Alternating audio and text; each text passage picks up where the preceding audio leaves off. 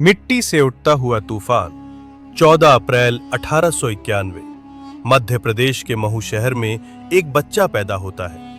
उसका नाम रखा जाता है भीमराव। पिता रामजी सकपाल ब्रिटिश फौज में सूबेदार, मां भीमाबाई धैर्य और ममता की मूर्ति पर जाती थी महार। उस समय की सामाजिक भाषा में अछूत। भीमराव बचपन से ही समाज के ताने झेलते हैं। स्कूल जाता है तो क्लास के अंदर नहीं, क्लास के बाहर जमीन पर बैठाया जाता है। अगर प्यास लगती है तो खुद पानी नहीं पी सकता। कोई ऊंची जाति का लड़का या मास्टर उंगलियों के सहारे पानी गिराता था, जैसे जानवर को पिलाया जाता है। लेकिन भीमराव की आंखों में आंसू नहीं, सपने थे। वो रोज अपमान के बीच बैठता और मन में सोचता, पढ़ूंगा, इतना पढ़ूंगा कि इस दुनिया को झुकना पड़ेगा। शिक्षा ही उसका हथियार बन गई। वो एल्फिंस्टन कॉलेज में दाखिला लेते हैं, एक दलित छात्र जो पहले बार किसी अंग्रेजी कॉलेज में पहुंचा। किताबों से उसकी दोस्ती थी और अपमान उसका इम्तिहान गरीबी थी। फटे कपड़े थे, भूख थी, लेकिन सपनों में आग थी। उनकी काबिलियत देखकर बड़ौदा के महाराजा सयाजी राव गायकवाड़ उन्हें विदेश पढ़ाई का वजीफा देते हैं। वो जाते हैं अमेरिका के कोलंबिया यूनिवर्सिटी। एक अछूत जिसे देश में पानी तक नहीं मिलता था, अब अमेरिका में पीएचडी कर रहा था। 1916 में उन्होंने अर्थशास्त्र में शोध पूरा किया और फिर गए इंग्लैंड, जहां उन्होंने डीएससी और वकालत की पढ़ाई पूरी की। 3 साल में वो सब बन गए जो करोड़ों लोग कभी सोच भी नहीं सकते। लेकिन उन्होंने ये पढ़ाई सिर्फ अपने लिए नहीं की थी। उनका सपना था अपने जैसे करोड़ों को उठाना। 1923 में वो भारत लौटते हैं, लेकिन अब वो सिर्फ भीमराव नहीं थे, वो बन चुके थे विचार। अब लड़ाई शुरू होती है। महाड़ सत्याग्रह में वो तालाब से पानी पीते हैं जो सिर्फ सवर्णों के लिए होता था। हजारों लोग उनके साथ खड़े होते हैं और वो कहते हैं, अगर पानी भी जात देखकर मिलेगा तो हम समाज में कहां खड़े हैं। नासिक के कालाराम मंदिर में दलितों के प्रवेश को लेकर आंदोलन करते हैं और समाज की नींव हिल जाती है।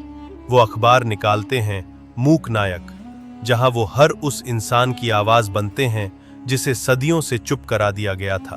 उनकी सबसे बड़ी टक्कर होती है 1932 में गांधी जी से। जब अंग्रेज दलितों को अलग मतदाता अधिकार देते हैं तो गांधी आमरण अनशन पर बैठते हैं। अंबेडकर के सामने 2 रास्ते थे, या तो गांधी की जान जाए या अपने लोगों के राजनीतिक अधिकार छोड़ दें। अंततः उन्होंने समझौता किया, पूना पैक्ट, लेकिन वो टूटे नहीं। उन्होंने कहा, मैं झुक सकता हूं, लेकिन अपने समाज के आत्मसम्मान से कभी समझौता नहीं करूंगा। वो संविधान सभा में बुलाए जाते हैं 29 अगस्त 1947। उन्हें भारत के संविधान ड्राफ्टिंग कमेटी का चेयरमैन बनाया जाता है। और फिर 26 जनवरी 1950, जिस देश में उन्हें छुआ तक नहीं गया था, अब वो उस देश का संविधान निर्माता था। उन्होंने लिखा, भारत का हर नागरिक जाति, धर्म, लिंग या भाषा से परे एक समान है। लेकिन अंबेडकर जानते थे कि संविधान बदल सकता है, पर सोच इतनी जल्दी नहीं बदलती। उन्होंने कहा था, मैं हिंदू के रूप में पैदा हुआ, ये मेरी मजबूरी थी, लेकिन मैं हिंदू के रूप में मरूंगा नहीं, ये मेरा फैसला है। हिंदू धर्म के भीतर की जातिवादी व्यवस्था उन्हें भीतर तक तोड़ देती थी। उन्होंने शोध किया, धर्मों को पढ़ा और फिर चुना बौद्ध धर्म। क्यों? क्योंकि बुद्ध ने कभी किसी को अछूत नहीं कहा। क्योंकि बुद्ध ने कहा था, मनुष्य अपने कर्म से बड़ा होता है, जन्म से नहीं। 14 अक्टूबर 1956 नागपुर की धरती पर 5 लाख से ज्यादा लोग इकट्ठा होते हैं।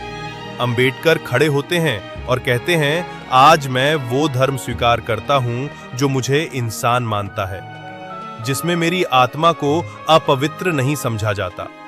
उन्होंने बौद्ध धर्म अपनाया और साथ में दिलाई 22 प्रतिज्ञाएं, जो सिर्फ धर्मांतरण नहीं, एक सामाजिक क्रांति थी।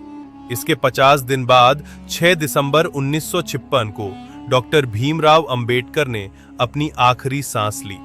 लेकिन ये एक शरीर की मौत थी, एक विचार आज भी जिंदा है। जब भी कोई दलित, पिछड़ा, मजलूम आज अपनी बात कहता है तो उसके पीछे 30 अम्बेडकर की कलम होती है। जब भी कोई बच्चा पहली बार स्कूल जाता है तो उसकी किताबों में संविधान होता है। यूरिटीज और संविधान के पीछे अम्बेडकर होता है। जब भी कोई आवाज उठती है हमें बराबरी चाहिए तो उसकी छाया में भीमराव अम्बेडकर की सोच होती है। उन्होंने कहा था, मैं उस धर्म में विश्वास नहीं कर सकता जो इंसान को इंसान न माने। और यही वजह है कि वो सिर्फ दलितों के नेता नहीं बने और वो बन गए भारत के आत्मा के रक्षक। उनका जीवन बताता है, तुम नीचे पैदा हो सकते हो पर तुम्हारी सोच ऊपर उठ सकती है। तुम्हें कुचला जा सकता है पर अगर तुम सोचते हो, लिखते हो और लड़ते हो तो तुम इतिहास बदल सकते हो।